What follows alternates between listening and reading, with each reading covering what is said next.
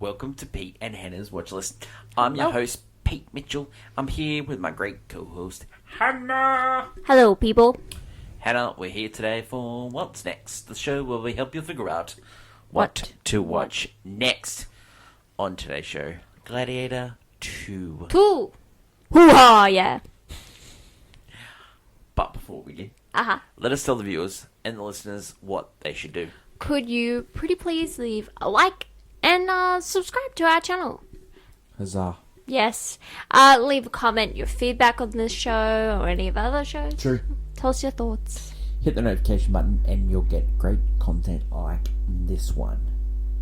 Let us get on to the show straight away. Gladiator Part 2. The elevator pitch. We pick up 16 years after the events of Gladiator Part 1. Yes, that's right. Best picture winner. 16 years, yeah. Best actor winner. Yes. He's on it. No. This is after... Yeah. Spoilers for the first movie. You haven't seen it. It's... He doesn't survive. He didn't... Yeah, he didn't make it. His hand did. He didn't make it. He didn't have a hand in this, let's just say. He did not. So... Rome has fallen down. It's corrupted. Oh, it's still corrupted. It's got worse. Two twins. Twin emperors. Twin emperors. And they're not doing a great job. Yep. And then we find ourselves in the port town, Nemea. Yeah. And it's getting taken over by Rome. Roman soldiers, yeah. Yeah, Roman soldiers. Led by the charge of the General Atticus. Played by Pedro Pascal. Reason to see this. This movie is... If you like that first one, this is more of it. I would say. I wouldn't say this is more of his dramatic, award-winning work. This is more like, I love watching men fight gladiatorial battles. Yeah. And watching a director who's just like, I want to throw everything at a wall and see what sticks. This is that movie. Yeah. I think Hannah's completely right. Yeah. This movie is exactly the same as the first one, down to someone having a wife and someone maybe not having a wife. There is way too much similarity to the first one. I guess just to, to remember it all by, but which I find is a fault with this one because there's a lot of things that they could be original about because you already have a connecting character from the first movie is Connie Nelson's character. Yeah. So that's our connection. And also, there's a legacy. Even though Rome's starting to forget, there's still that hope dying in whispers. Yeah. It's, very prevalent through this. Reasons not to see this. The two big problems of this movie I found was they missed just the anchor that is Russell Crowe, and Paul Mescal didn't live up to it. And the other problem with this movie is that they had a brilliant bad guy in the first one. Yeah. In the first one, with Joaquin Phoenix did a great job. I don't think the Empress did a great job in this movie. No, that's where you're wrong, because the Emperors aren't... No, I disagree totally. The Emperors were poor in this movie. No. Because they're supposed to be. They're diverting your attention from the real bad guy of this movie. Yeah, well, let's do a terrible job. I think the star of this movie and what gives it a chance to succeed at all is Denzel Washington. He is brilliant in this movie. Yeah, okay. He is fantastic. He is, as you would say, chewing the scenery. He's just licking it up. He's licking the scenery. He's absolutely brilliant in this movie, and he's the only thing that makes this movie work. I'd say he's the one that drives probably what's original about this movie, because a lot of things seem to just rehash a lot of what we have seen previously, gladiatorial-wise. But, I think this movie still works as a really good action a blockbuster movie. Yeah. Like, we need one of these, especially from a perspective, the fact that we're getting like some of the most girl pop movies back to back with both Wicked and 1 and 2. You need to have something to even it out, and this is like the perfect like palate cleanser, weirdly to say. I would love to say you're right, but I just you're struggling with... No, every time there was a scene there in the Coliseum, Paul Mescal's character, which was it Hal? I don't. Hole. No. Hallway. He plays Lucius anyway from the first one. Yeah, I can't. I can't remember his name at all. Yeah. I struggle with the names because sometimes the only time you hear it. Did Pedro Pascal's name right? But sometimes you would only hear it through the weird voice singing of the crowd, and so I forgot it easily. He just doesn't work for me, and everyone has that actor that doesn't work for them, and he's just one for me. For me personally too, as well with Paul Mescal, he's very.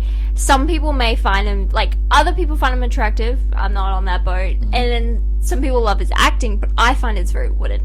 He's very one note, and a lot of people love that.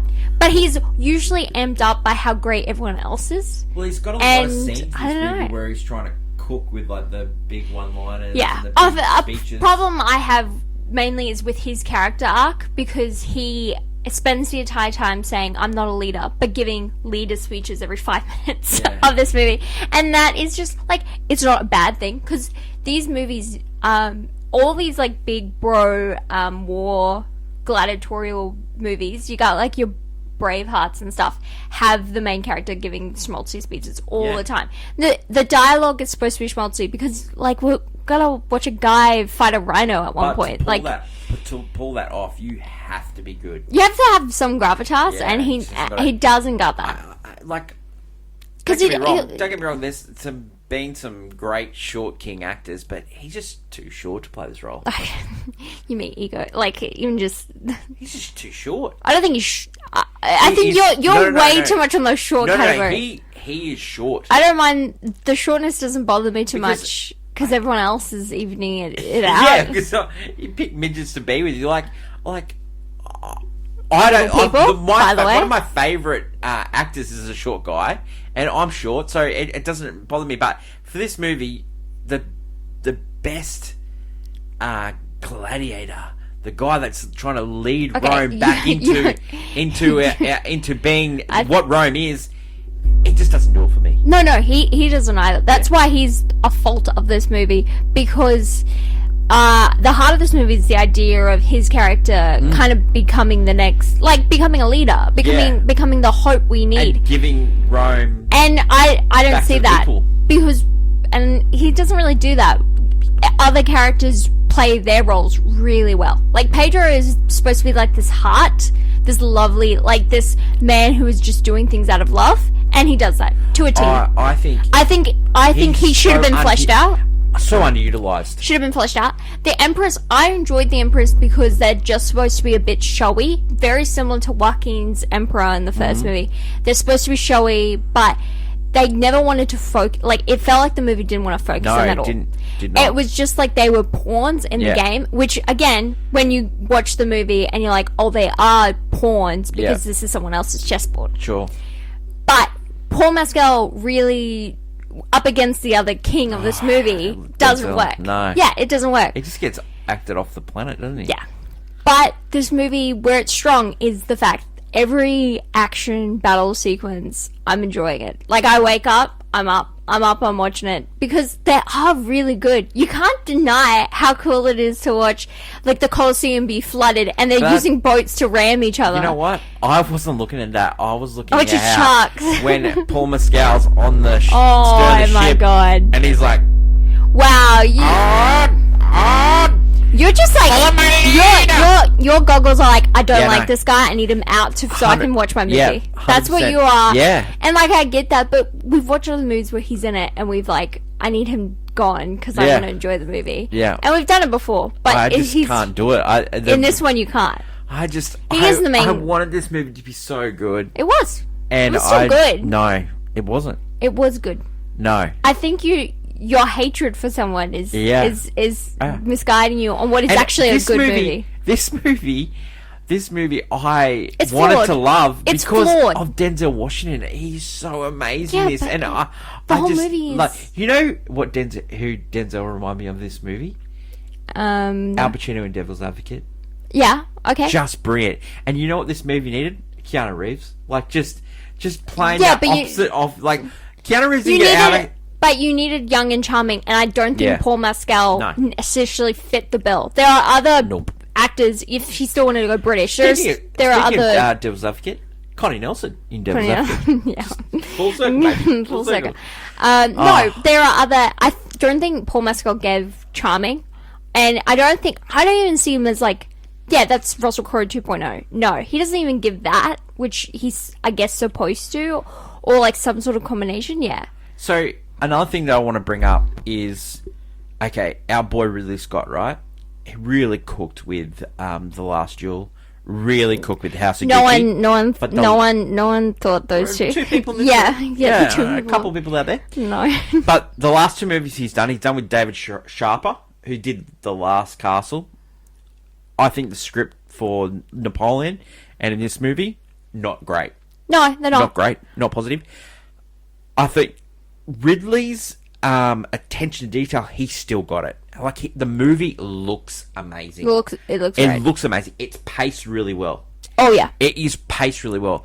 But his selection of his past two leading men, Joaquin Phoenix as Napoleon, and Paul Mescal in this, I don't know what he's doing. Like, yeah, I feel like he's choosing people he likes to just maybe talk with behind outside of set, rather than people who should be there. Like, this is the same guy that selected Russell Crowe. Like, not many people knew Russell Crowe, and they did a few movies together back to back. Yeah. You know, this is the same guy that selected Harrison Ford to.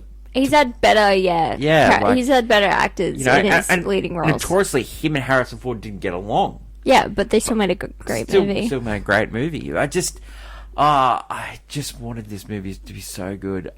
You're wanting way too much from like as a legacy sequel, which is what this is.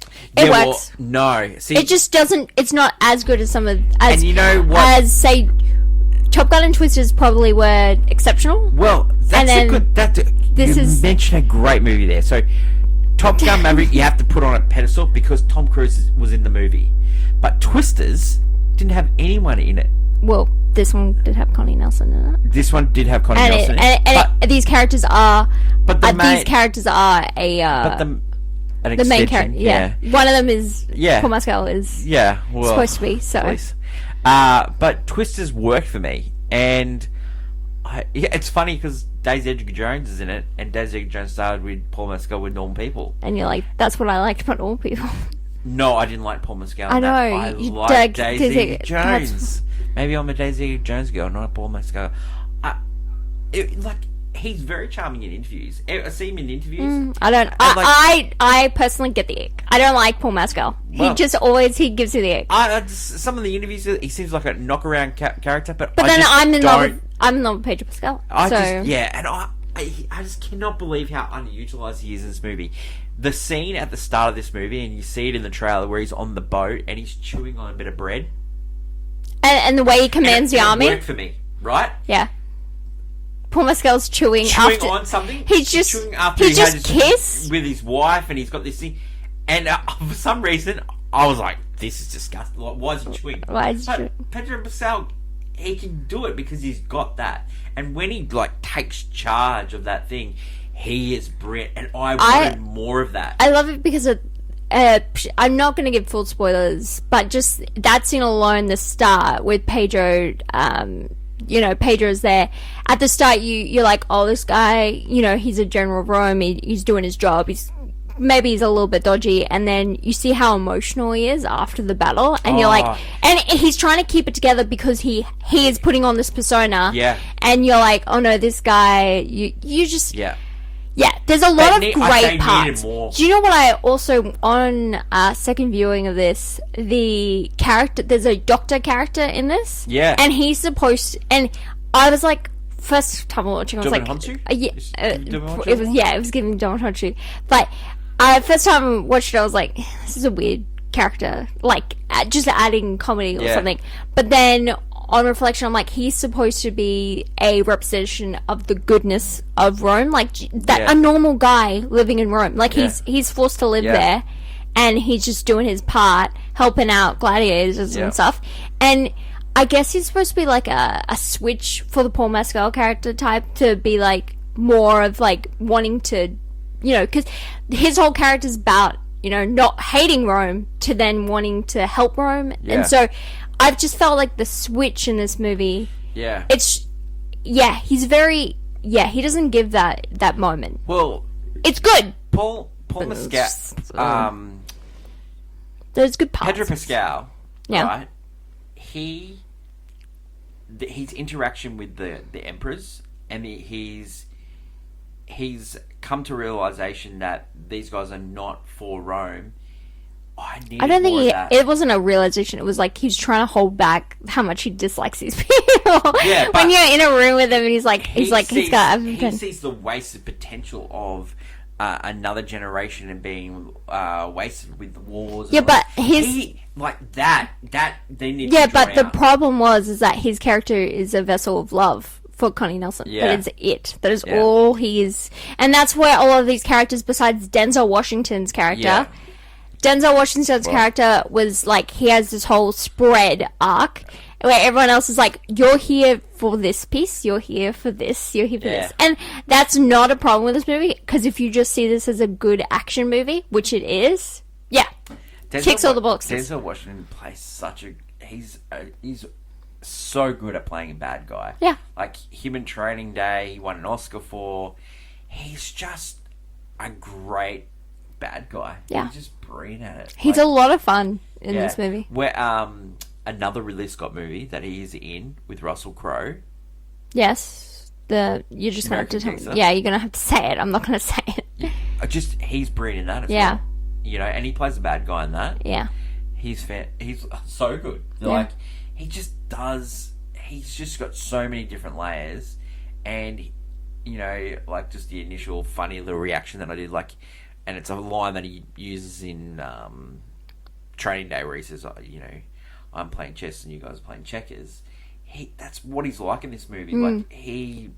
Like, people talking to him off in this press junket, and, like, he takes it so seriously. Everyone knows that he's just such an ultimate professional, and he brought it for this movie. Yeah, he did. And, like, this role, like, he probably didn't have to bring it as much as he did, but he wanted to. You could just I'm glad, because you needed it. Like, and I think he kept the movie together. Like, he was the glue that kept this movie together. No, I'd see that. Yeah. Yeah. All right. Should people watch or miss Gladiator 2? Watch. I'm going to say give it a miss. And you're so bad at movies. You're gonna give it. I'm gonna give it a miss because I just don't like this guy. What are you talking about? I didn't like the movie. Okay. I just didn't like the movie. Okay. And rating for this one? Golf club. Rating for this one is I played it by phone. You're wrong. It's a golf club because it's a solid watch. It's a good action movie. I think if you like the first one, you're definitely going to be like, oh, it's not as good, but I still enjoyed what I did here. You know, when you copy a copy and paste, you don't get the good. When you copy something, but it's not word for word, and it's like when someone does like I'm gonna do it verbatim, and then they get like missing parts of the text wrong, and you're like, well, it's here, but like you missed the Academy Award winner. This oh no. Well, Denzel, he's pretty great in this. Yeah, he's good, but you need it like you're Joaquin saying Phoenix was in the first one, and he was a good baddie, and he's an outstanding baddie in the first one. Like, he's just brilliant. No, but he gets to play Emperor role. Oliver Reed, he's underrated in that movie, and like that. There's a lot of they lost him in that movie as well. Like, yeah, like you know, they were probably better off not having a script. I will that say, first one. But the first one's original. Like, the first time you're ever doing this Gladiator story, in a way. And it's the first time you're seeing it. So when you get a sequel, it's always never going to be, like, fresh. Well, you're not going in fresh. Yeah, especially when they copy so many things. Yeah, it doesn't help that. Like, do they need Paul Mescal's character? Paul Mescal's, to be married? It's a flaw because he's already got a connection to Rome, and you've already got a connection to where you're staying because you've lived there most of your life. So you already have a connection. You don't need to have a wife. It's just a tired way of just making him care about something that doesn't need to be there because he can already have a hatred of Rome because he had to leave Rome. Yeah. Well, so We won't go into it too much so you can enjoy, but again, the most enjoyable parts of this movie are the action. It's probably the most we've disagreed on a movie for a long time. Yeah, but there's nothing wrong with this movie. Like there are bad movies. This isn't a bad movie. This is right for me. I only gave this a 2-star. I put on my phone because of Denzel. This is right up there with Red One for disappointment. No, Red One was going to be a bad movie, so You know, that's there's no disappointment. Yeah. It's a bad movie. It's a bad movie, and this one joins it. Sure, okay, whatever. Anyway, Gladiator 2 in cinemas now. Gladiator 2 is all in cinemas all around the world now. Now, drop a comment below. Once you've seen the movie, you can come back to this one and say either Hannah's right or Pete's right. It'll be interesting to see what people think. That is it for today's show. Yep. Just one review. One contentious review. Yep. Gladiator 2. Tomorrow, Hannah's movie news. Huge. Big. Massive. Big. What a movie. Wicked. Well, it's just Wicked. Yeah, Wicked. But we know it's part 1, and we are looking forward to it. Yep. Cannot wait for that. This week, special edition of AFI Top 100, Hannah. That's right. It is the 50 best so far. Yep. So far. Our little show, AFI Top 100. Halfway there. Turns 50. Yep. Wow. Great times. Wow. Be interesting to see what goes number 1. Yep. Is it the last movie we just watched? Maybe. You'll have to find out. Do you reckon there'll be some contentious fighting in that one as well? Yeah, I hope so. Oh. Good. Oh, 100%. Little movie called Yankee Doodle Dandy. That's going down, brother. There are movies that are actually good. Yeah, well, it's better than West Side Story. No, I love West Side Story. I love it. One has Rita Moreno, one does not. Yeah. Figure it out. Yeah. Yep. I love West Side Story. If you haven't caught up on that one, it's a great episode, and Rita Moreno. She's amazing. That is my lovely co-host Hannah. Long live cinema, and until we meet again, it's bye for now. Bye.